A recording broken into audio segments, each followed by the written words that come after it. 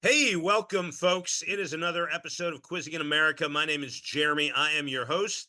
And today I have with me Mr. David Jacobson from a company known as TrivWorks. Now, they're not your traditional bar trivia company, they do mostly corporate and private events. If you remember, I had Noah Tarno from the Big Quiz Thing on a few episodes ago.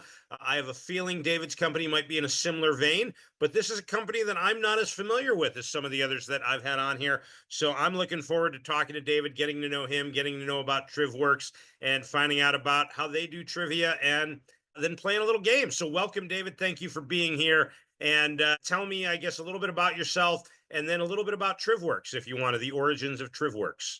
Sure. Thank you so much, Jeremy. It's a pleasure to be here. I have a company called TrivWorks. And as you mentioned, I don't do traditional pub quiz. I started as a pub quiz host as a side business in New York City almost 20 years ago. About 2006 is when I first started hosting pub quiz, but then I was able to create my company TrivWorks, which, as you mentioned, specializes in corporate event entertainment and group bonding. So I'm actually not a bar trivia vendor or pub quiz company. I really do specialize in corporate and private events. So now you started, though, you said, as a side business doing bar trivia. And is that what led you to go? Because, I've been doing bar trivia for almost 20 years. And Mm. yes, the corporate side of the business is a much more lucrative. Like, is that what made you go, why am I wasting my time in bars when I could be doing these corporate events and doing them bigger and better and also making more money, right? I mean, Well, let me take a step back and say that I'm probably a little different than folks that you interview on this show or who you meet in the bar quiz world because I'm not a trivia guy. I'm not someone okay. who's always loved trivia. I'm not particularly good at trivia. I've never been on Jeopardy. I never watched Jeopardy. I'm a little bit different. I kind of fell into this. So about 20 years ago already, 2006, I was living in New York City, working at a large nonprofit organization and not really making any money, but I did have somewhat of a flexible schedule. And I was living on the Upper East Side of Manhattan, and a big Irish bar opened up right near about a block from where I live.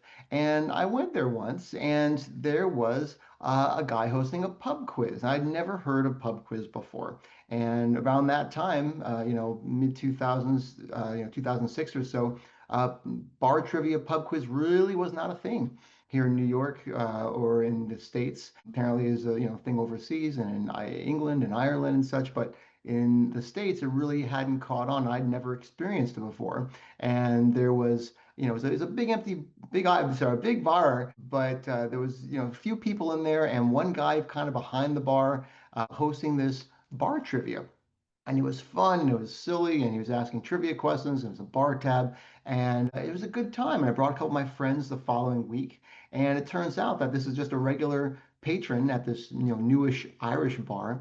And they had him just hosting for, in exchange for a bar tab. They would, let him have some free drinks in exchange for hosting the trivia event. And we would go several times, over that summer. And apparently, this guy who was working behind the bar hosting the trivia, he would indulge a little bit too much and kind of just help himself too much. And one night he got into a fight at trivia night, which you don't hear too much of, but he got into Sure.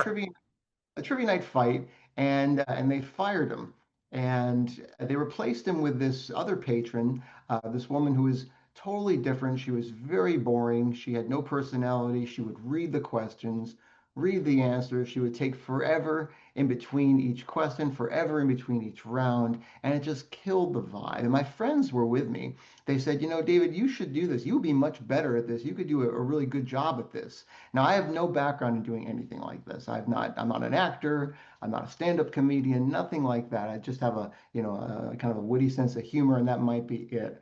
But I said, you know what? I think I probably could do this. I live around the corner. I got a flexible schedule. Why not? So I approached the Irish bartender, a guy named Paul, and I just gave him my name and number. And he said, "Well, we've got a quiz master now. I'll keep this in mind." A week or two later, my phone rings, and it's this Irish bartender, Paul. He's freaking out, saying, "We need a new quiz master. Our quiz master, she quit. We need you. Can you come tonight?" And I said, "Okay." And I showed up, and he gave me this quiz that he had written, and the microphone, showed me how to use it, and just said, "Go." And so I did it, and I just did my normal thing of, conversation with friends. I make them laugh, just my goofy sense of humor. I tried that on a microphone, and it worked. And I just brought whatever energy that I thought would fit the situation, and that I liked about the previous trivia host.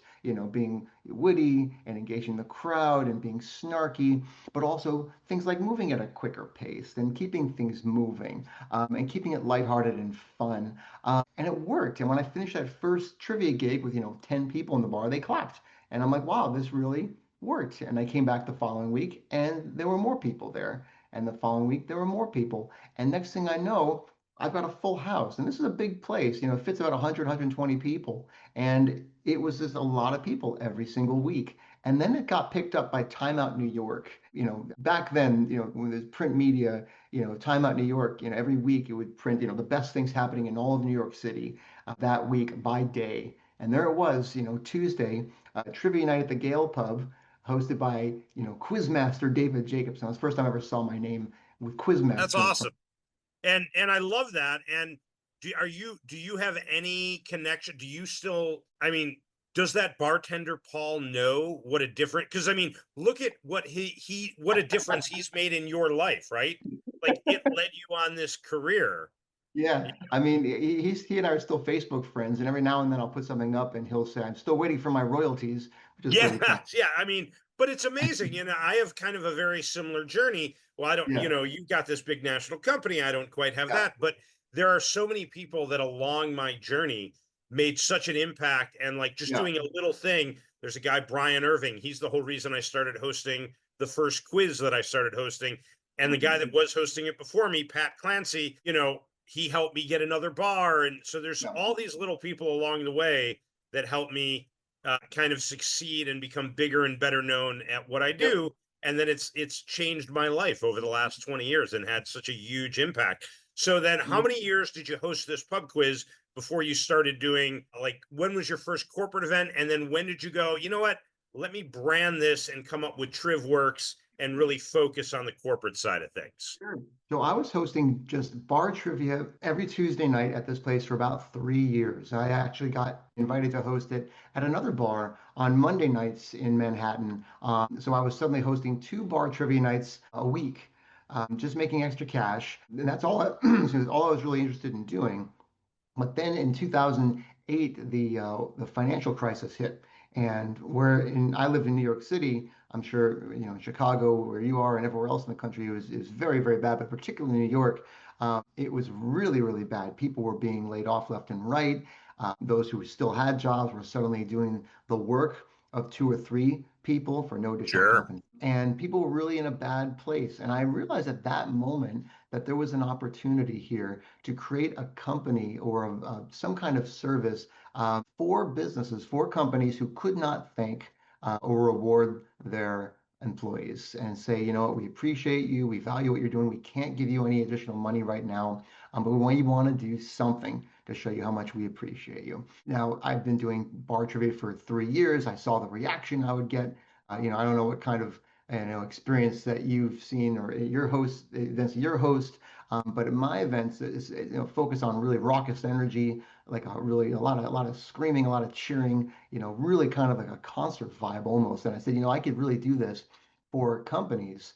Imagine if there was, you know, customized trivia questions and tailored for them, how much fun that would be to capture that kind of creative energy. I also have a background in events and team building. I worked when I was before I started hosting trivia. I actually had a side job working at a scavenger hunt company in New York Okay. City. There are such things as scavenger hunt companies, and I was And that's a writing. similar vein. It is, but I got a good feel for team building and getting people during the work hours or in a coworker situation, and doing some kind of fun shared activity. So I do have a background in that, and my background is actually in events, doing event programming, event planning, and such. So I said, I can bring all these skills that I have together, events programming, corporate team building, and now trivia. I can put it all together and create a new service offering of corporate trivia. There really was nothing like this back then. Just servicing companies, specifically in New York where I lived, and give them a fun, exciting activity that they would feel good about working at their companies. Companies would feel good about doing something for their employees.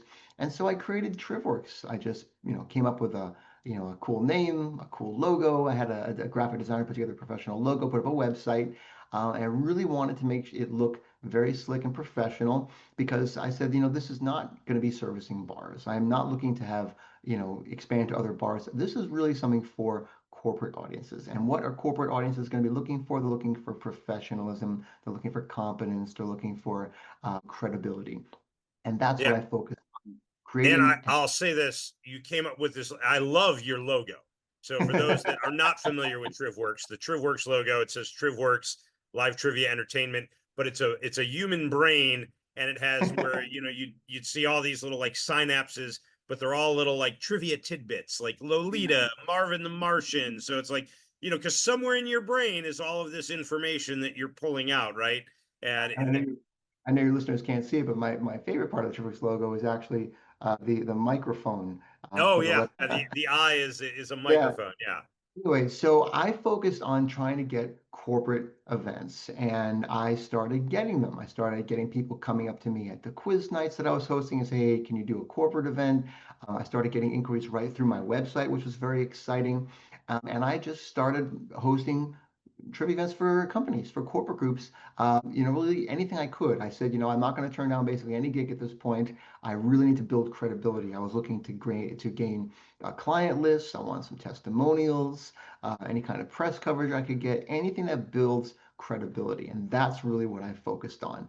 And I did that for about, another 2.5 years. Again, this is all as a side business. I was still working a full-time job at the time. sure. I was still hosting my bar trivia nights, but I was really trying to build doing corporate events, and I would slowly, slowly build up my client list and getting bigger and bigger clients. They were all really happy. They all loved the experience. I would have a lot of repeat clients. Next thing I know, I'm starting to get big, prestigious law firms in New York City getting, bringing me in to do events for their summer associates or for their full-time associates or their partners. I started getting asked to do holiday party entertainment, on-site entertainment, and then even bigger companies, Fortune 500 companies started bringing me on board to do things. And I was able to take it full time at the very, very tail end of 2011. Just did the scariest thing I've ever done, which was, willingly give up my job as a security and stability of a full-time job to just focus on TrivWorks full time. And that was over 13 years ago at this point, and I've been doing it nonstop ever since. And so you said yourself you're not a trivia guy, but Nope. have you been the main content creator? Do you now have people that are Yes. working for you that are creating the content? And how do you come up with the content? And like you said, you customize sometimes for certain clients. So what's the process there? Sure. So as far as customizing this, so first of all, every event I do is customized. I don't do any generic events of any kind. If so, client hires me, it's going to be a customized event. Now, there's different levels of customization, but it will be tailored. I never do an event that's generic. It really always feels tailored to that specific group as well as their goals. Two different ways I customize events.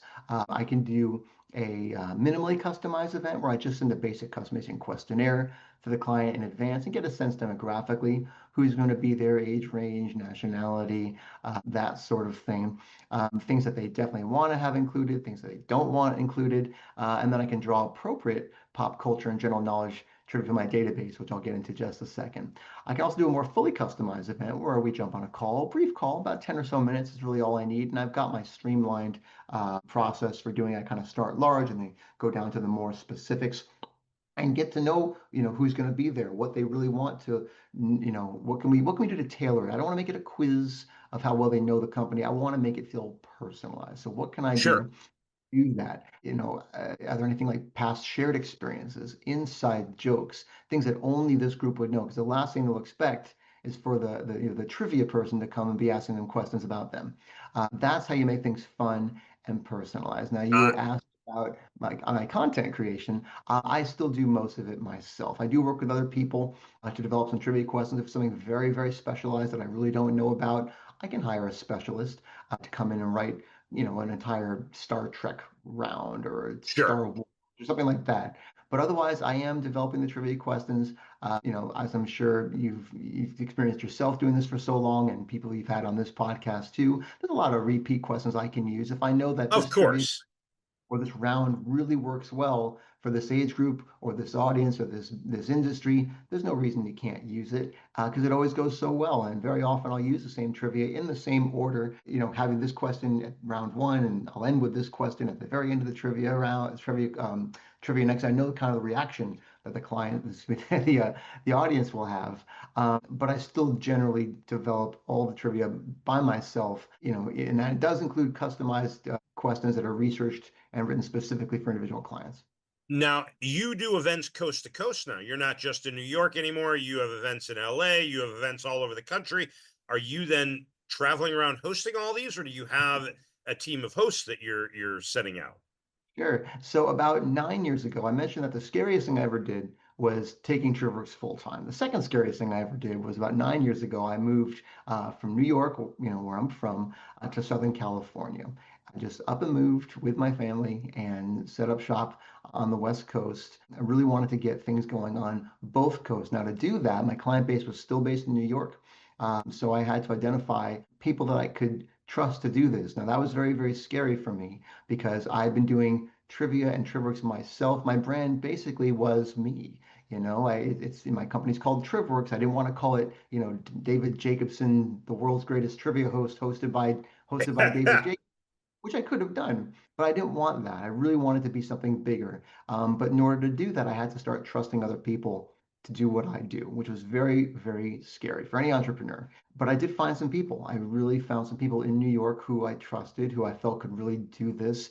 It's one of the first things I say to clients that, because I work with corporate audiences, I don't work with, local pub quiz hosts. I don't work with actors who I find on Craigslist. I really work with seasoned professional corporate MCs with years of experience specifically entertaining corporate audiences. And within them, I need to find people that have the chops to do this, to host trivia. It's more than just reading questions off a piece of paper. It's engaging the audience, it's reading the room, it's being spontaneous, it's having a personality, it's so many other different factors. And I was lucky enough to find people like that in New York who I could trust. So I started, doing everything I would normally do, prepping, selling, and prepping gigs. But instead of then physically showing up to the event in an office or a venue in Manhattan, I would send everything to one of my MCs in New York, have them go off and do it, and have it, always go well. But that was a tricky thing. That was hard for me to do. But I'm on the West Coast and I do events all up and down the coast where I am, and we also do events nationwide. I really design my events to be low maintenance. There's not a huge load in of equipment and that kind of thing. We really can just show up and with everything we need in a suitcase or a backpack and just run a really highly engaging event for any type of corporate crowd. Nice. And so, with regards to the events that you run, are you a traditional pen and paper, or are people using devices to submit answers, or has that changed over time? As I know, a lot of Yeah, companies started out pen and paper, but now they're using an app or some sort of yeah. device to enter answers. I still use pen and paper, primarily pen and paper. And that sounds crazy in 2025, but the reality is it works, it's fun. People like to have a little bit of a break. If you show up to one of my events, one of the, we pass out, answer packets. It's still professional. Every event I do, the answer packets are always branded with the client's logo. So Nice. it's nice and personalized. We've got, our special TrivWorks branded pens. So that's always nice to see. But the first rule is you got to take your phone out and put it in the center of the table. We're going to liberate you from your digital device for the duration of this trivia event, and just go back to pen and paper. And people, it's weird at first, but then they feel relieved. They feel this is Well, I'm an old fuddy duddy. I prefer that, so I'm yeah, glad you do that. Now, listen, I've had people on that use devices. I've played sure. games with devices, and they're plenty fun, and they can be done very well. But when it comes down to it, if you give me a choice, I want the pen and paper game. Yeah, and there's a practical reason too, not just pen and paper, being old school. There's things you can do with pen and paper that you can't do with an app. If you have an app And it's you have a choice of three or four multiple choice questions. I mean, that's very limiting, and it's not as rewarding for an audience to select options A, B, C, or D versus trying to come up with the answer on their own. Sure. Free form answer. It's Agreed. reward. Although people have made advances with apps now where you can do it that way too. But yeah. It's Yep. it's very rewarding for them to come up with the answer, but it's also an opportunity for funny points for putting submitting the funny wrong answers, which I'm Yeah. sure you do and others do, and that's something I encourage. And it's part of fostering that kind of environment that's festive and raucous and laugh filled is saying, look, you're not going to know every answer, but don't leave anything blank. Write down something funny. And we'll read out the funny wrong answers is a great way to get laughs. There's so many different opportunities to get laughs throughout these events, and that's one of them. And I really want to embrace that. So I encourage funny wrong answers, and you can't do that if you've got a multiple choice only.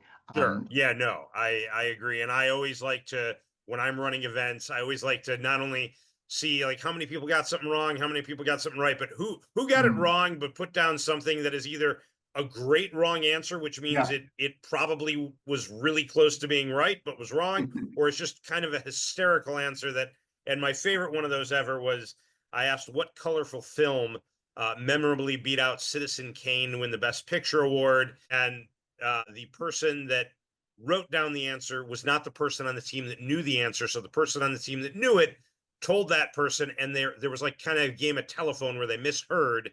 And instead of writing down "How green is my valley," they wrote down "Al Green is a valley." And I was like, all right, I think I know what happened here, but we're gonna have to get to the bottom of it. And you don't get those moments if you're just asking multiple choice questions. So I That's think that's true. And great. and those for intentionally funny wrong answers. Now, occasionally I'll get unintentionally funny wrong answers, and one that I still hold on to, I still love.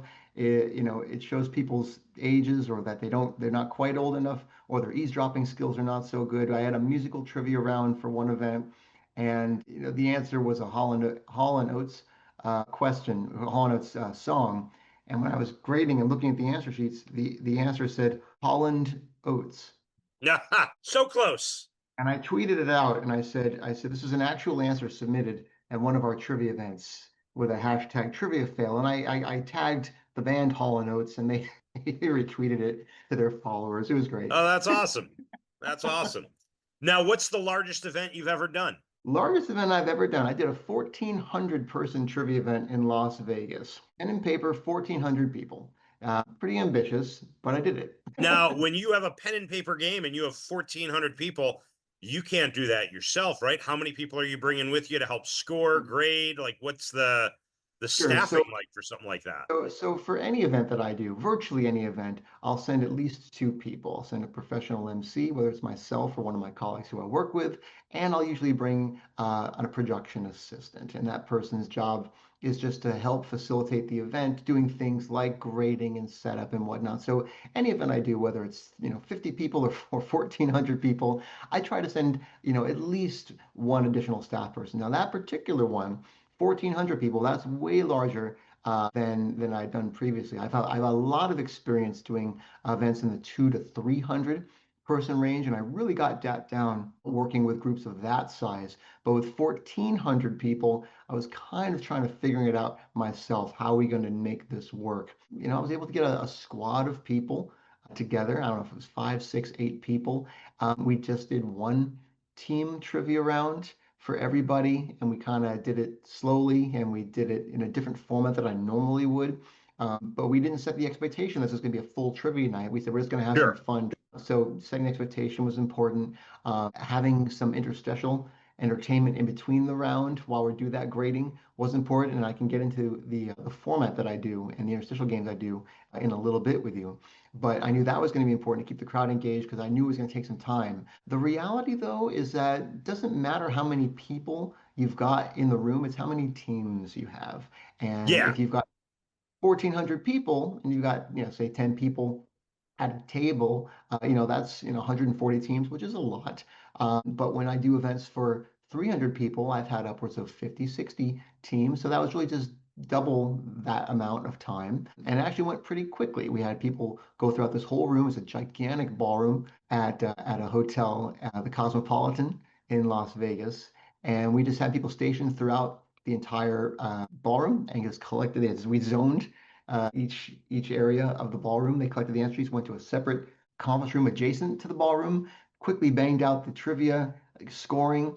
And what we did was we said, let's anyone who got 10 out of 10, let's put their name into a raffle bowl. And we just had a whole bunch of team names in a raffle bowl, and then up on stage we did a drawing and declared the overall winner that way. So that's how we did the 1,400 person event. Is that the best way to do it? Probably not. Especially this day and age when there's technology. That's a case where I would prefer to use technology in an app or something versus, Sure. but I mentioned earlier that, I had a lot of experience doing 300 person events. And, I developed that because back in 2011 or so, I was still working full-time job in bar trivia, but getting TrivWorks off the ground. I started the biggest trivia nights in New York City at the time, 300 or so people at a place called the Bell House, big performance venue in Brooklyn.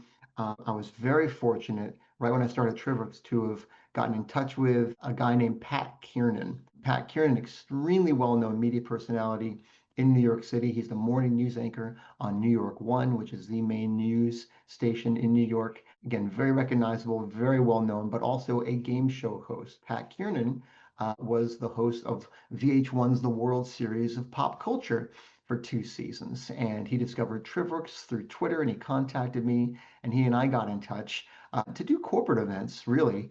But I realized that there was an opportunity also to do events with Pat, public events. And we established a trivia event series in Brooklyn with Pat Kiernan as a celebrity MC. And that drew upwards of 300 people every time we do these events. So I'm happy to talk more about that if you like, but that's really where I got the confidence to do larger scale events of that Okay. experience to do Well, like I do a 1,400 person event.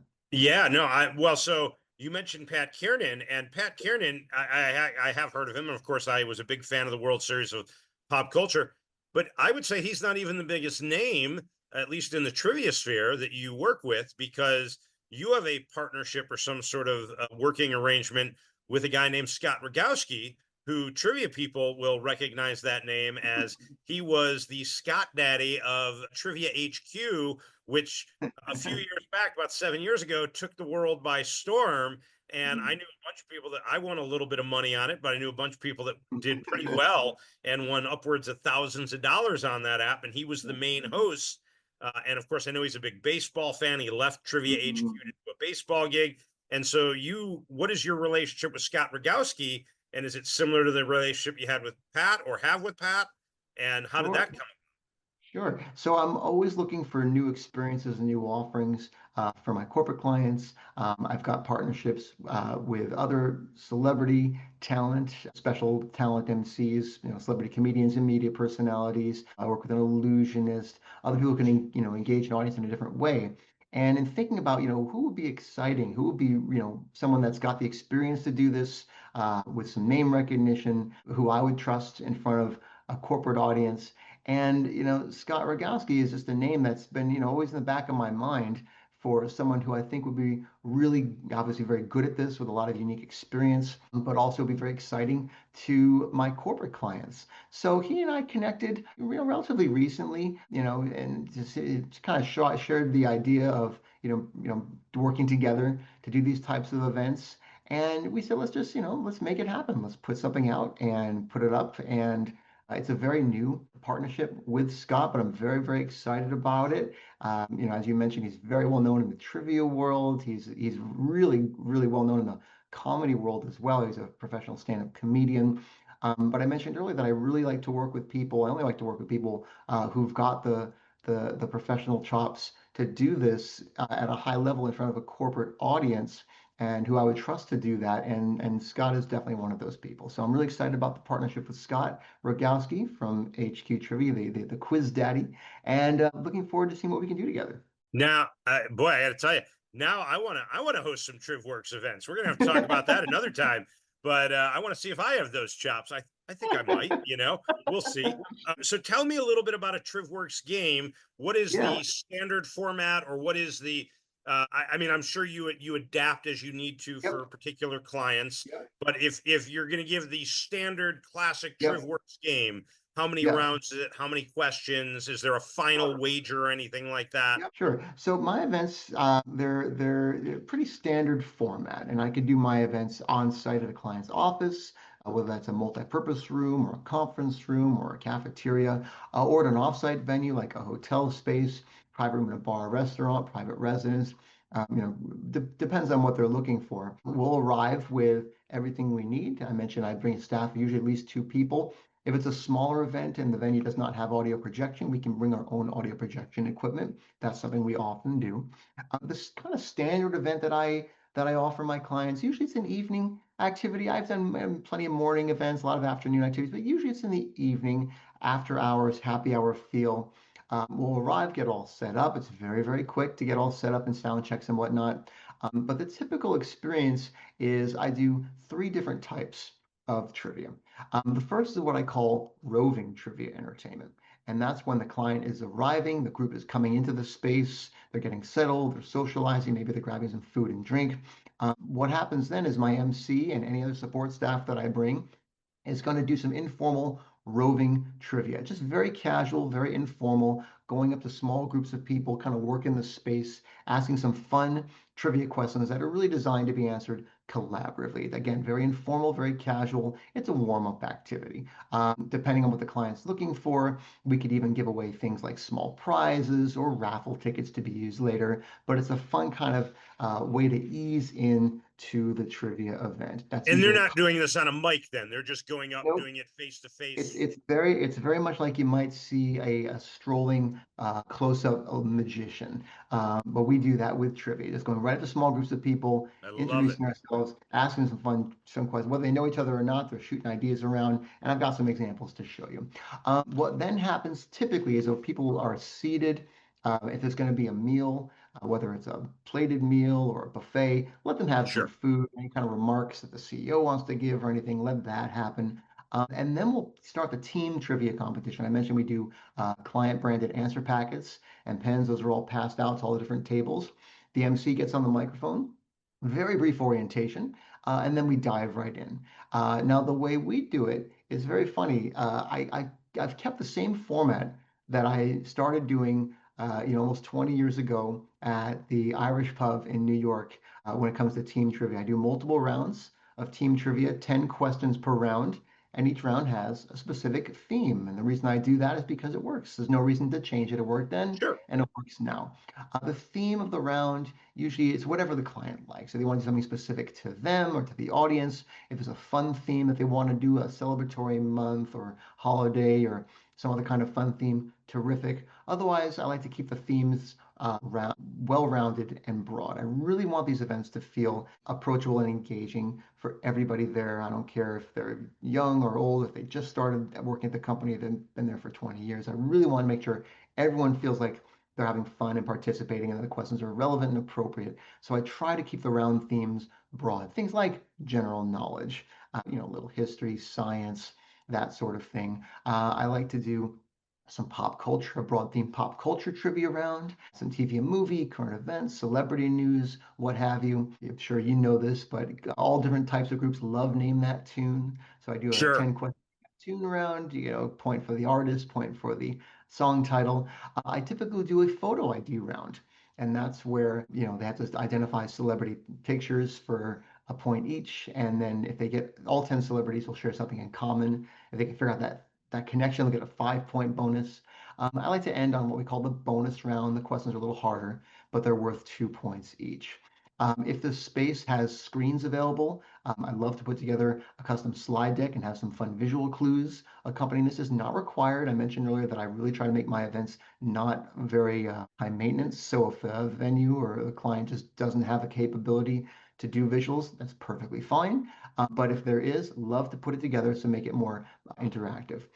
There is a third type of trivia that I do at my trivia events. So whether it's 1,400 person event or a 15-person event, we have to collect the answer sheets and grade them. It takes a couple minutes to do that, and I want to make sure that in between the rounds of trivia, that the client continues to be engaged and entertained. I don't want any dead air. I don't want any downtime. I want to make it a seamless engagement and entertainment experience. So several ways we've learned to do that over the years. Most commonly, what I'll do is we'll have two people come up in front of the entire room, and the MC will moderate a little one-on-one head-to-head trivia bout in front of everybody. Now that's a total blast. That does have a little bit of a game show feel. Give away little prizes, keep the laughs coming. It's not meant to be, high pressure or high stakes. It's just meant to be fun and fill that time we need. But I use that as a great opportunity to have some fun with two people at a time up on stage. I also have some other interstitial games that I like to do in between the rounds of trivia. We have a whole bunch of minute to win it style party games, very kind of low impact, semi physical games and challenges we can do for small groups or entire teams. Have some fun with them. We can do karaoke in between rounds of trivia. Last year, I developed what I call TrivWorks Escape, which is an escape room style activity where in between the rounds while we're grading, all the tables have been preset with some props and lock boxes and stuff, and they have to kind of figure out the clues, and that's the way to engage them in between the rounds. But no matter what it is, the idea is to keep the crowd engaged, having a fun time while giving us just a couple minutes to do the grading, and then we read out the answers and standings and go on to the next round. As far as culminating the event, usually it's just a big, dramatic reveal at the very end of the night, announcing the final scores, standings from lowest to highest, and a big reveal of the winner. We can also do what we call a showdown style finale, and this is something that was developed with Pat Kiernan. He likes to do these for his events, where we take the top two teams and we take one team, put them on stage. The other team we'll bring to a nearby isolation room, and then we'll have the MC ask the people on stage 15 questions, lightning style, very, very quickly. As many right as they can get, they get a point each. We then bring the second team in up on stage, ask them the same questions, and whichever team got the most points. Oh, that is fun. That is Yeah. definitely a game show element to the game. Yep. And I always like those, especially for corporate events. I think they Yeah. add a real big element of fun. Yeah, and we also have some tiebreakers if need be. I always have a tiebreaker or two that's tailored for that audience. I hate tiebreakers. It stretches the event out. It opens the door for people contesting and not being happy when I want everyone to be happy. But I do have some great tiebreakers. Usually it's like a Price is Right style. Here's a question, the answer is a number. No one's going to get the actual number, but whichever team gets closest wins. And then if need be, we can do things like a Uh, dance. all right. Well, do you have some questions handy? Do you have kind of a mock game that we can run through and we can see how I would do it at a TrivWorks event? I I mean, totally. granted, nobody's playing against me, so I'm going to win. So that's good. So let's see. You've arrived to our TrivWorks event. You are at the cocktail hour. A very good-looking trivia guy comes up to you and introduces himself and wants to ask if you guys want to do some trivia before the event. The questions that we ask during the roving are really designed to be answered collaboratively. And you'll get some of the answers right away, but then you have to shoot around ideas, try to figure them out. Here's a good example for you, Jeremy. I might say, which of the 10 parts of the body that have only three letters in their name? Now, no slang, no swears. 10 parts of the body that have only three letters in their names. All right. So we got the lip, we Yep. got the arm, we got Arm, the eye, we eye, got the ear, we got ear, the hip, hip. we got the toe. Oh, 2, 3, 4, 5, 6. So I'm looking for four more. A rib rib. You're is doing better than 7. Okay. we're stuck in the last three, and this is where we're shooting ideas around and Yeah, getting. yeah, yeah. I mean, I know they're in there somewhere. I know there's going to be somebody listening, and it's going to be like, "Why didn't you say this yet?" Let's see. D is 4 letters. I already said. Ear, I already said. Oh, your gum. Wow, you're doing way better than most. People usually get Uh, stuck. okay, so I've got 8 right now. I need 2 Yep. more. Your pinky, your heart, your vein, your artery, capillary. Yeah. No, I got to think more generic. More generic is what I got to think. Okay. I got my chin. I got people can't see this, but I'm like touching parts of my body, my nose, my eyebrow, my And uh, usually at this point, I'm kind of directing them to, it's within this range, from, yeah, like where from on the, your body, from the, shoulder, I can your give you some hints if elbow, you your like. knee, your You oh did my really, God, really why can I well. not think of the this is it, give me like 10 more seconds and then I'm gonna ask you for a hint here. Yeah, But yeah. I gotta I gotta think of these. What have I not said? Oh, I have not said your leg, have I? I haven't said Say leg. leg? Yeah, You say I didn't say leg and I didn't say jaw. you didn't say jaw, and most people don't get jaw. Okay. Impressive. Uh, yeah. All right. So there you go. Yeah, There you go. jaw's a See, tough one, I think, because you think mouth, you think, yeah, and you don't automatically just refer yeah. to it as your jaw, even though it is. So, all Now that was right. something you did, right? That was something you did on your own. Now imagine if you're, with a group of three, four, five, six people doing this. It's a lot of fun. It's a lot of Oh, laughter. yeah. It's a lot of wait, you already said toe, no, okay, you said that already. Oh man, give us a hint. And then by the time I leave, they're still laughing and having a lot of fun, even though they didn't know each other beforehand. So that Now, I usually know works. you said no slang, but when somebody throws out like ass, you're like, well. I say, hey, I said no slang or swears. And I had to Yeah. develop that rule years ago because people were saying it. Yeah. Anyway, there's a good example of roving. I've got a whole bunch of roving style trivia questions like that, designed to be answered collaboratively. They're a lot of Sure. fun. Now, as far as Questions are great for that, I think. yeah, sure. Like Now, Tom. Hanks movies or Pixar movies or. mhm. Again, knowing the audience and just being make sure it's relevant and appropriate to them. They love the roving. Now, as far as team trivia goes, my format there, again, I don't know what you typically do or what other people on this podcast typically do. I want to go quickly. I don't want a long time in between each round. Some people do that. Some bar quiz, hosts like to have a big extended period of time in between each question. I really don't like to do that. I like to keep the event moving. I like to keep the energy high. I usually have about 10 or 15 seconds in between each question. I'll always read each question twice, and then Okay. I'll repeat it if need be, but I really do try to go quickly. And I encourage funny wrong answers, as I mentioned. But I do want the questions, I don't want them to be too hard. I don't want them to be too easy, but I don't want them to be too hard. I know, there's a tendency among us, trivia people, we want to show how creative and clever we are, coming up with really creative and clever trivia questions. My job, though, as a corporate entertainment and producer, I want that room to have a blast, and people have a Yeah. blast when they get the questions correct. So I really want most of the people to get the questions correct. I don't want them to think about how clever I am for coming up with these questions. So a lot of the questions I ask are challenging, but you're probably going to get most of them, which is by Well, design. yeah, that's fine. I play a lot of trivia, so I would hope I would do well. Here's a good example of a nice general knowledge question. I might ask something like, lacking any political power, what is the only country in the world today with a head of state using the title of emperor? Head of state using the title of emperor. I mean, I think there's still an emperor of Japan, isn't there? It is. There is an emperor of Okay. Japan. Yeah. Awesome. I always want to ask questions, at least one question that's very local to whatever that group is. Wherever they are, I really want to make it feel personalized, not generic. Many of my clients are based in New York, so I like to have at least one New York question, and I usually ask something like this, which even though you're not from New York, you might be able to know this. I might say, what is the smallest of New York City's five boroughs by area? Okay. I know that it is not. I just actually had a question that asked what was the largest, and I believe that was Queens, Yes. if I remember correctly. Yep. And I believe Manhattan is the Yep. smallest. Very good. Pop culture questions. I always want to have good pop culture questions. TrivWorks, I really focus on mostly pop culture, but I don't want to make it, irrelevant to the audience. If it's a really, young crowd, they love pop culture, terrific. But if it's an older crowd, they might not know it or not like it so much. If it's a mixed international crowd, I really can't have a lot of American-centric pop culture. So if I do pop culture, I try to be careful about how I do it. I want to make sure it's relevant to all ages and nationalities and whoever's in that space. But a typical question I might ask in the pop culture might be something like this: what is Pantone's 2025 color of the year? It's a multiple choice. So I do have multiple choice questions. Pantone's 2025 color of the year, and this is something I would display on the screen behind me. Is it A, raspberry vitality?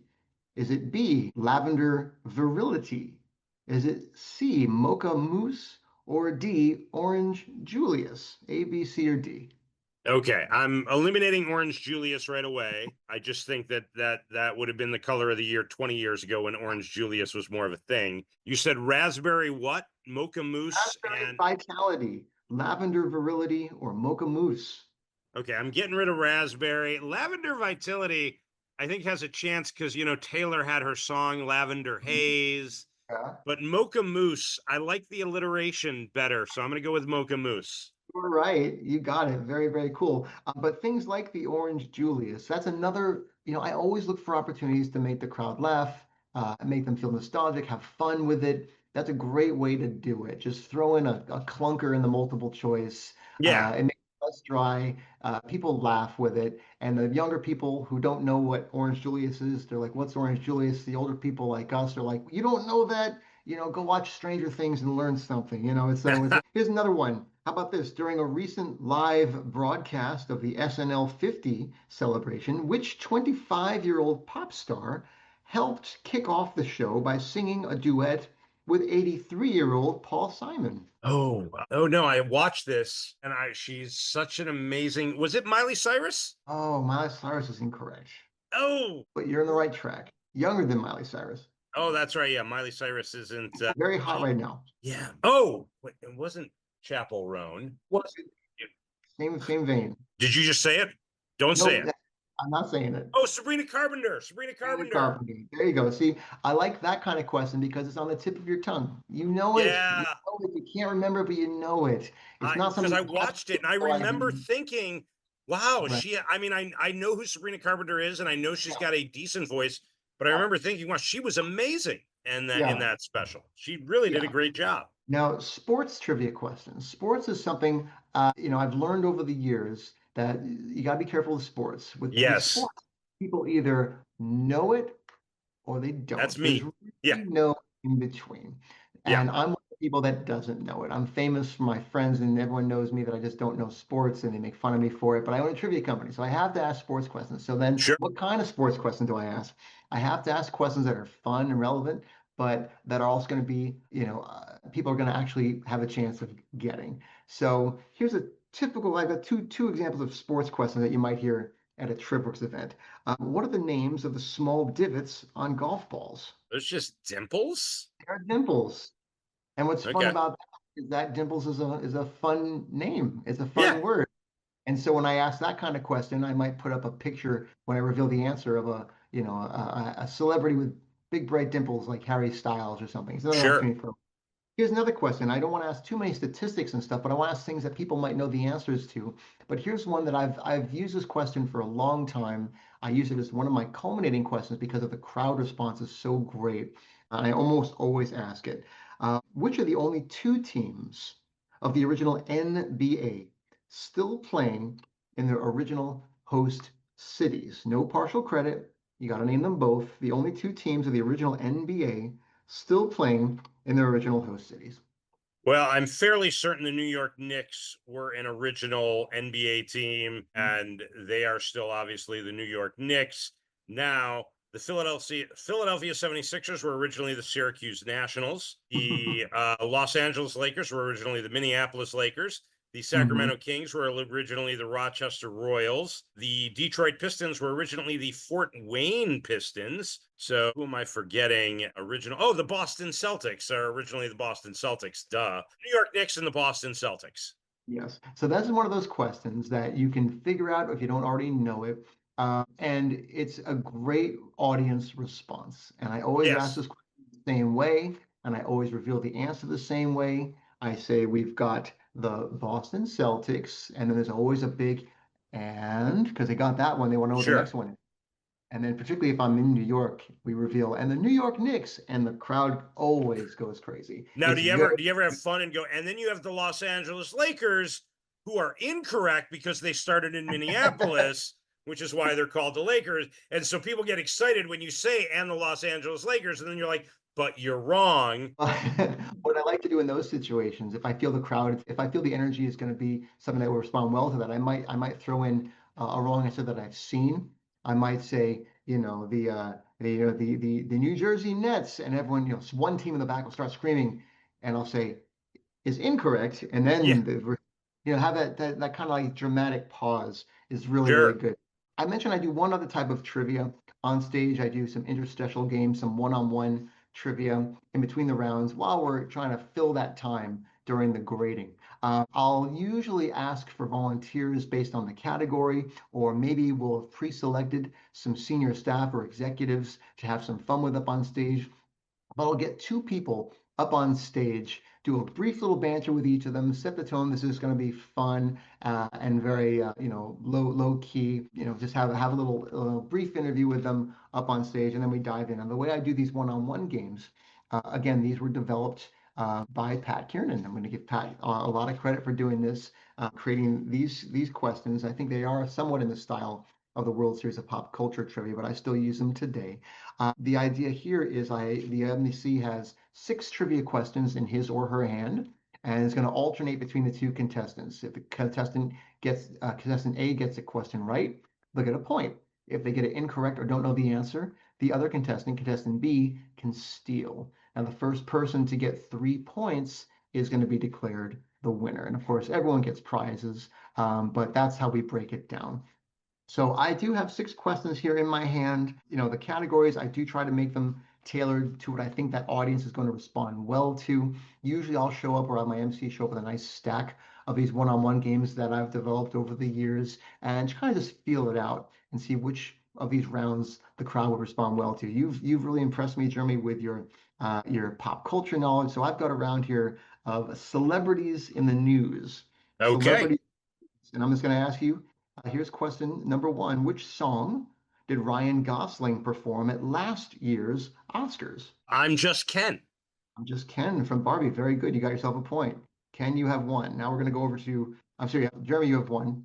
And now we're going to go over to Jeremy. 2, she went viral late last year. What type of adorable animal is Moo Dang, a baby creature from Thailand? Pygmy hippo, I believe. Pygmy hippo is correct. Here's a question number 3. Which actor made headlines this past fall by making a surprise appearance at his own look-alike contest in New York City's Washington Square Park? Timothy Chalamet. Timothy Chalamet, absolutely correct. Here's question number 4 of our Celebrities in the News round. At this past year's Golden Globes Awards, host Nikki Glazer enlisted Adam Sandler to poke fun at saying which actor's name. Yeah. It's also Timothy Chalamet. And you can see, that's kind of the way I like to engage the crowd. It makes people laugh. It makes people happy and smile to have repeats like that. Question number 5, which top-selling singer canceled her 2024 concerts when she revealed she suffers from an ailment called stiff person syndrome? Oh, stiff person's 2024, you said. Yeah. So I wanted to say that Celine Dion suffers from that, but I didn't think that was 2024. So I'm going to say Celine Dion, but I don't think that's right. But it is right. So you got Oh, yourself a well done. okay. And finally, which Bronx-born singer's Las Vegas residency is at risk following canceled tour dates and poor sales of her new This Is Me Now album? Well, I know that Katy Perry had a very poorly received recent. Oh, no. That's not the name of her. It's J-Lo. It's Jennifer Lopez, right? That's correct. There you go. Wonderful. So you see, these are the type of questions I like to ask. They're not too difficult, they're not too brainy, they're not too easy, but I am looking for that sweet spot where tip of your tongue, you know the answer. Hopefully it's fun type of stuff that you're not dealing with your work day in and day out. I don't ask law questions to lawyers. I don't want to ask questions about derivatives to finance types. I really want this to be a fun way for people to unwind, but also to connect, because you might not know people very well or at all, but you've got shared experiences through things like pop culture. And I've really been able to tap into that over the years with TrivWorks, and it really goes over so well. So I'm just really thrilled to be able to do questions like this for different types of audiences all over the country. Well, you know what? If you ever get an audience in Chicago or really anywhere, but I mean, if you have one in Chicago, which is where I'm currently residing, Yep. I would love to come out and experience it. I mean, I'll work it. I'll help you out, do what I can, but I'd love to see a TrivWorks game in action because it sounds phenomenal. If you want to, I will be at the SporkleCon this coming. Oh, I'll be at that's great. SporkleCon. Yep, I got invited to be at SporkleCon. I'm participating in 2 programs there. I'm going to be on a panel Okay. discussion called "The Business of Trivia" with some other Okay. panel. How to, anything related to the trivia business. There's going to be a lot of Well, stuff that's fantastic. about trivia and competition, but this is going to be specifically about, things like things like pub quiz and how do you set that up and how do you market it. Sure. I'm going to talk a bit about corporate events and my experience working in corporate events and trivia. It's very niche. There's not too many people that do what I do, and I'm happy to share that knowledge with people. Later in the day, I'm also going to be leading what we are calling a break, a TrivWorks networking and social break from all the high stress, high stakes trivia. Sure. We're going to have a TrivWorks social networking break, and that's where I'll be leading a fun event using questions just like this to get people laughing and talking with one another, hopefully creating some really memorable moments and conversational moments for people to have throughout the rest of SpokelCon and hopefully beyond. So if you're going to be there, I'd love to meet you and you can kind I of experience will what I do firsthand. certainly be there for at least part of it, if not all of it. I know Jay Borsum, who was just on an episode recently, is also going to be on that same panel, and Jay was just on Jeopardy. And as we're recording this, tomorrow is going to be attempting to set a Guinness World Record for the longest Quizmaster session. 36 hours Jay is trying to ask trivia questions for consecutively. God bless Jay. That Yeah, sounds horrible, but good luck. daunting. Yeah, very daunting. I'm gonna go for as much of it as I can. Try and be a player, a participant in that, and support Jay in any way that I can. But thank you, David, for coming on. I guess Sure. to close it out, is there anybody you would like to shout out or anything you'd like to say? And then we'll just wish people well. Oh no, I appreciate you having me on here, Jeremy. This is really, really exciting. I'm thrilled that you created this podcast. It's been really wonderful to listen to some of the other podcasts that you've already released, and I'm encouraging anyone who's listening to this now to go back and listen to some of the other podcasts that you've recorded with other great trivia professionals. I'm Sure. looking forward to seeing other kinds of interviews you have here, and looking forward to meeting you and others at the SprokelCon this coming August. That'll be great. I'm looking forward to meeting you in August, David. Thank you for coming on. For those listening, thank you for listening and happy quizzing. And remember, we now have not just the Monday full length episodes, but every Tuesday through Friday, what I call the QIA quick quiz, where I do a round of trivia so you can get a little trivia fix on a daily basis. And that's all.